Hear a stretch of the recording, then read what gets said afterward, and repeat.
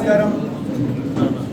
మిత్రులారా, ఇవాళ ధర్మవరంలో ఓటింగ్, ధర్మవరం నియోజకవర్గంలో పెద్ద ఎత్తున ప్రజలు తరలి వచ్చి ఓట్లు వేశారు. ఆ సందర్భంగా నియోజకవర్గం ఓటర్ మహాశయులందరూ కూడా నేను ముందుగా ధన్యవాదాలు తెలియజేస్తున్నాను.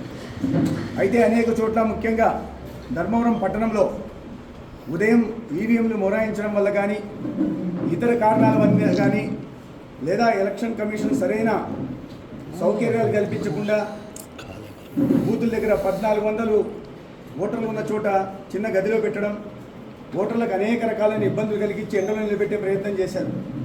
ఈ సందర్భంగా మేము ముందే చెప్పడం జరిగింది. ఆర్ఓ గారికి కానీ, డిఈఓ గారికి కానీ, సిఇఓ గారికి కూడా చెప్పడం జరిగింది.